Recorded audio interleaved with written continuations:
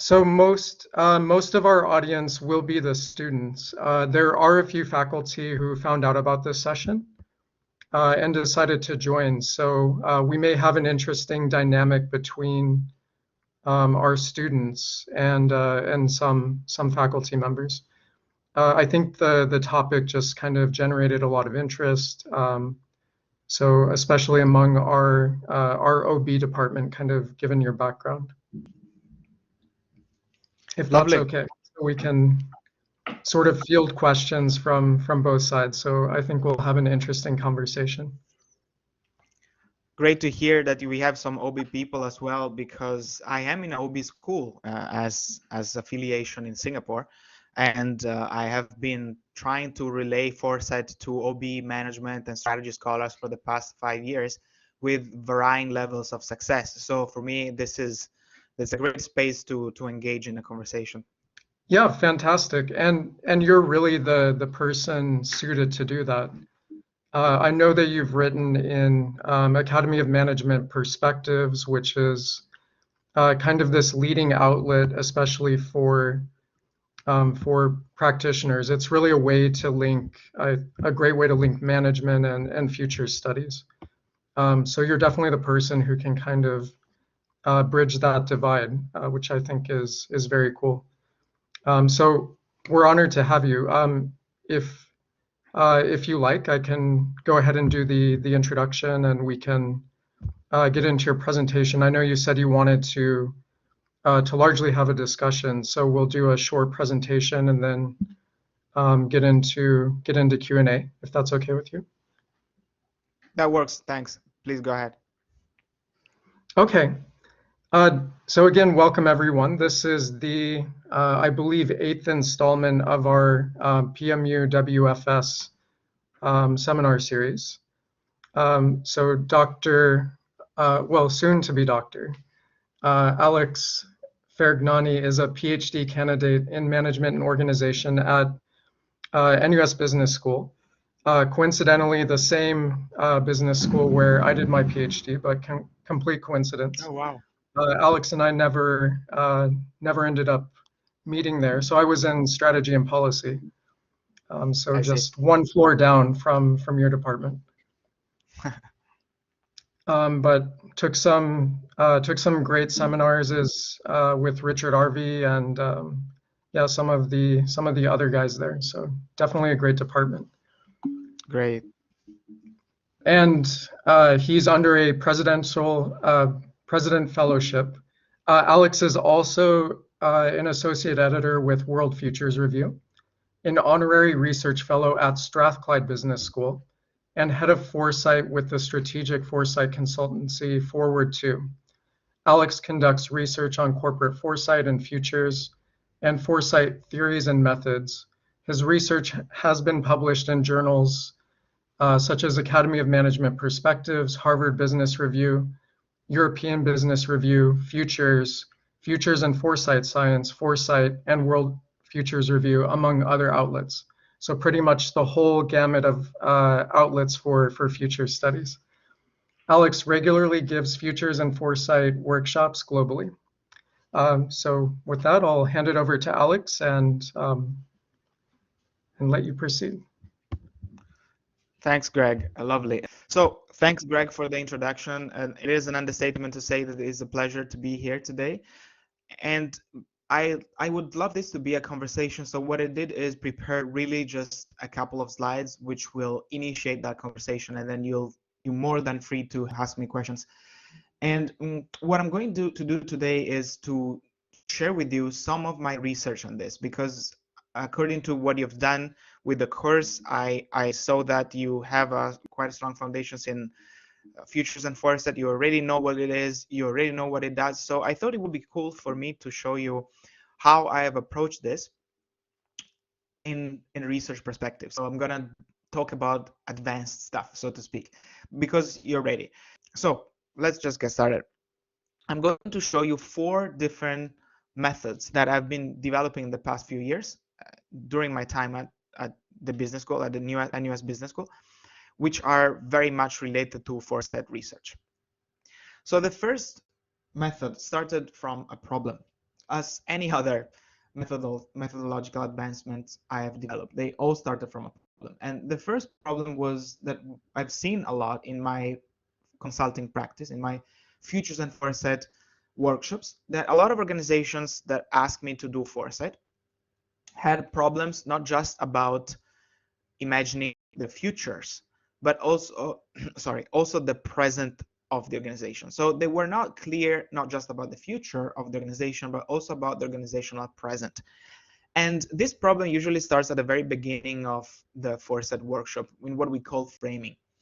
That's why you have this slide here. When you start framing the problem, oftentimes you find out, hey, actually this problem is larger than an organization wanting to explore the future. They're not clear about what they are now. It's about being unclear about their organizational identity. And that is the problem, right? They don't know who they are and their role, or at least they have an idea but is confusing, or they have competing ideas. If you talk with the management, they have different ideas about what the organization is, and they are competing with each other, right? So they cannot find a common ground. They're not on the same page, right? So I talk about this with my friend John Sweeney, who, by the way, Greg knows very well, and he also had this problem. So that was galvanizing for me, because I noticed that another experienced facilitator, foresight facilitators, had the same problem. So me and John started to work on this, to try to do some workshops, experimental workshops, explicitly to solve the problem. And over time, we developed a method that we called identity wind tunneling. Now, the whole framework is what you see here.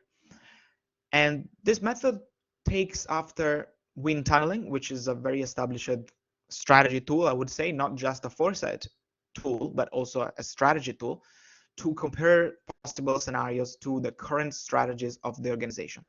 And in identity wind tunneling, in this variation, what we do is we lay out all possible identities, multiple competing identities that we may find in our organization. And we use the scenarios that we have created via foresight practice to test all of those identities until we arrive at a strategic identity. So the scenarios are used as a funnel for conversation to see and to discuss about whether the identities that we laid out in the beginning of the workshops are good or not, until a common ground is found. And the strategic identity is nothing else but a robust role that the organization is going to take in the future, which is going to be strong in any possible scenarios that have been examined in the course of a scenario planning exercise. So this is the method. There are some templates on Miro, not behind paywalls. You can just take a look and you can download them and use them and hybridize them in your own foresight work. And we've published an article. Me and John have published an article on futures and foresight science on this. And in that article, it's a scientific article, so you'll find a lot of details about how to implement the method. In fact, if you go through the step-by-step procedure that we share in the article, you're just going to be able to do it by yourself with no much difficulties. But if you want to read just a short intro about this without digging deep into the science, you can just take a look at a Medium article that we have also written, and that's going to give you a very quick overview of the rationale of the method. So this is the first methodological advancement that I wanted to present to you. So I'm just going to move to the second. The second method that I've developed also started from a problem. The problem is that oftentimes when we do scenarios should be, I would say, out of the ordinary, right? They should be at the boundaries of imagination. Otherwise, why would we do them? Right? They need to be challenging. So this is a good picture to show that. We need scenarios to be at the fringes of what we can imagine. If you think of this gray stain as what we can imagine, right? All the possible things that we can imagine, scenarios should be at the fringes. Otherwise, they're not challenging. Now, the problem is that oftentimes scenarios are not at the fringes. They're just very similar to what we're experiencing today. And this is a problem I've seen a lot in executive boardrooms, which are very much concerned about the short-term check and balances, and it's difficult for them to think about the futures creatively, right? So how to overcome this? Well, my doctoral advisor and me in Singapore are very stalwart science fiction fans. We watch a lot of science fiction, we read a lot of science fiction, to the point that when we had a lecture about something else than science fiction, like human resource management or leadership, if I was present in the lecture with my advisor and other students, oftentimes the lecture would be boycotted by me and my advisor starting to discuss about science fiction films, which somehow were related to the papers we were discussing. And to a certain point, other students became pissed because we discussed about science fiction during class time too much. So we thought, how about we use science fiction to overcome this problem of limited scenario imagination? Because science fiction films and novels actually allow us to think quite creatively about the future, and they would also help executives in the course of a Foresight process to think more creatively about the future. But that actually is difficult to implement, because how do you use science fiction in a Foresight workshop, right? It's quite a challenge.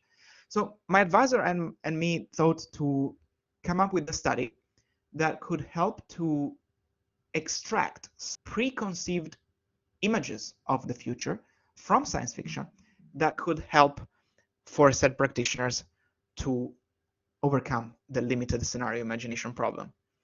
And what we did is we look at a lot of science fiction films.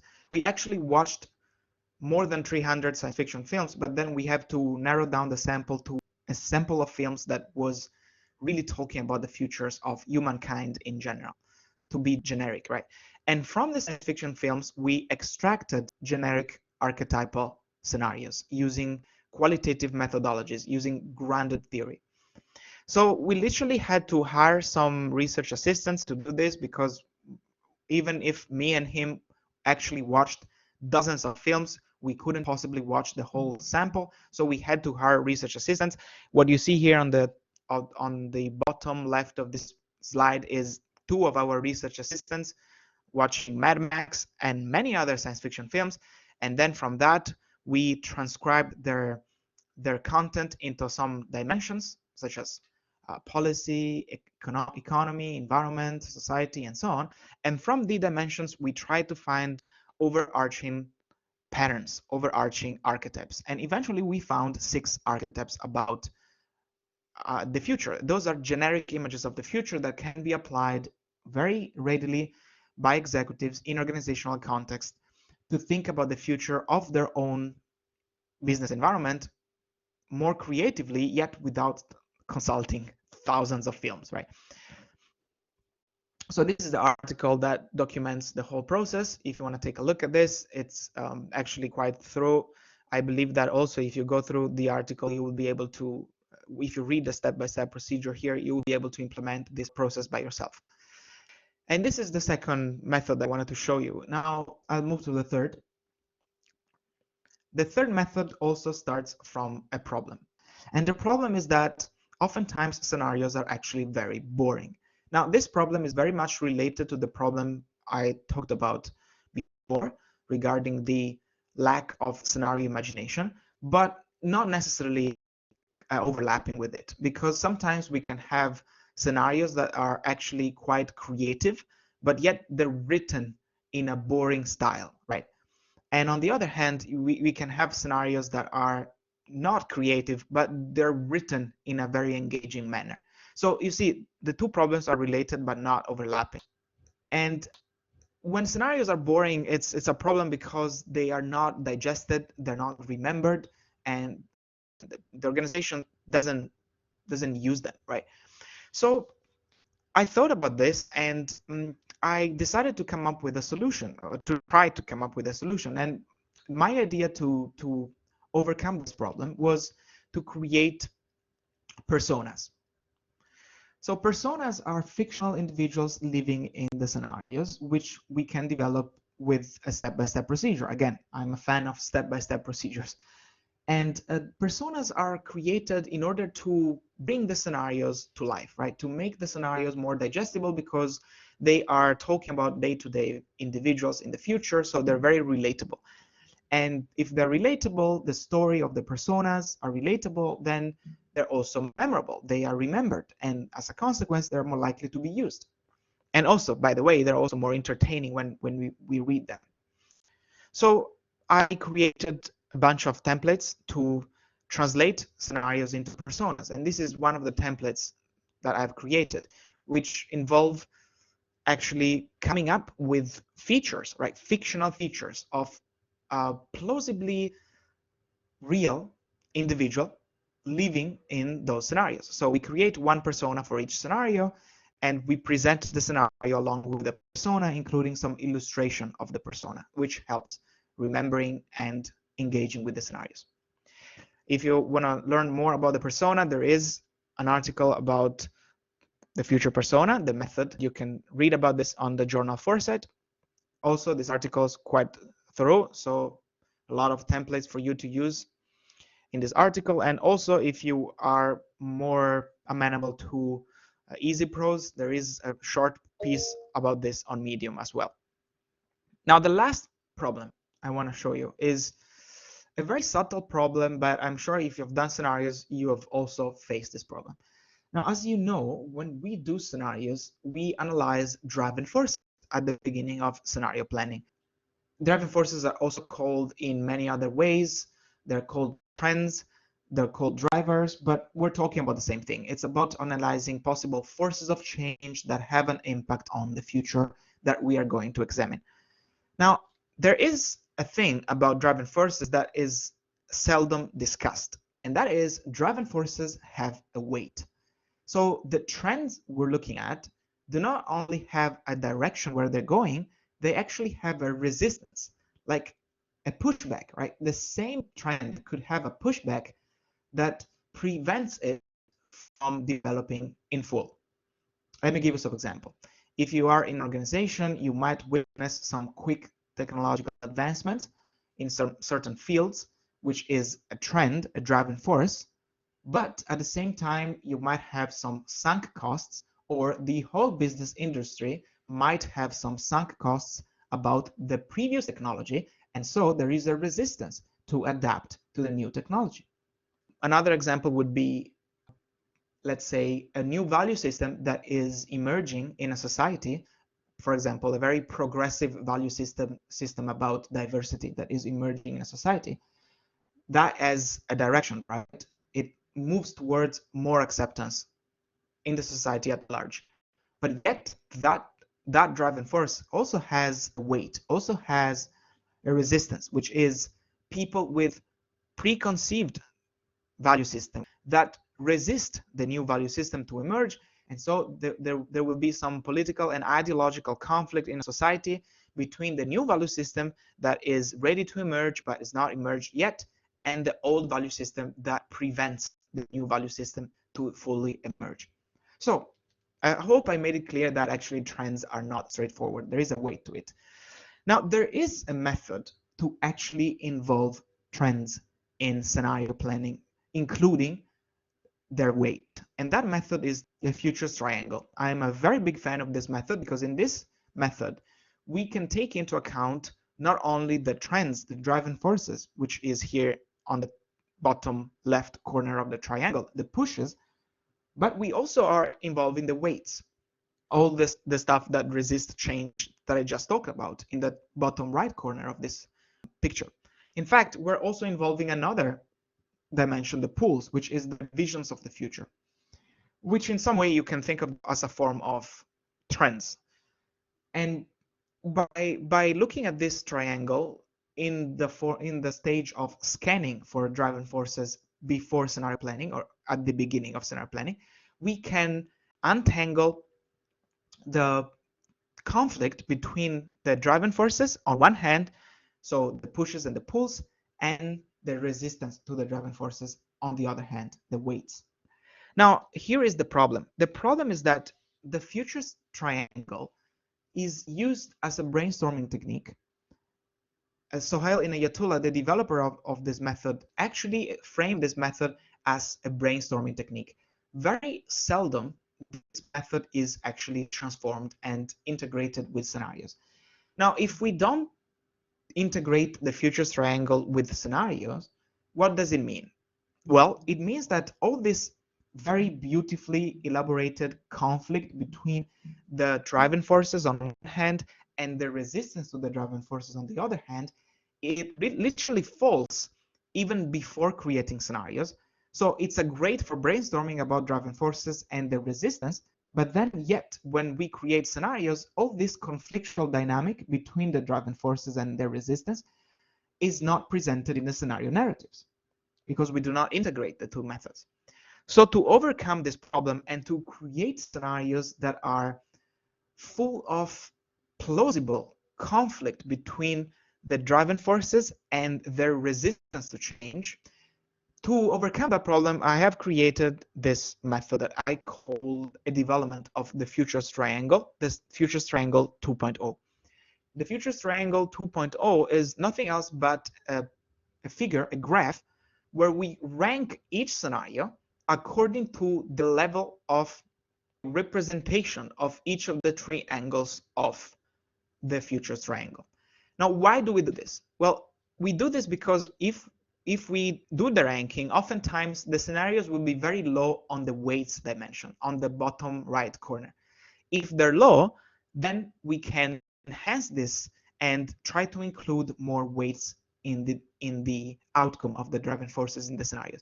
So this figure should be used iteratively so that we rank the scenarios. If we're not satisfied, we change a bit the scenario narratives, and then we go back to rank again the scenarios until we have a satisfying figure, because all the scenarios present enough information about not just the outcome of the driving forces plainly presented, but also their resistance. So this is pretty much what I had to say about methodological advancements.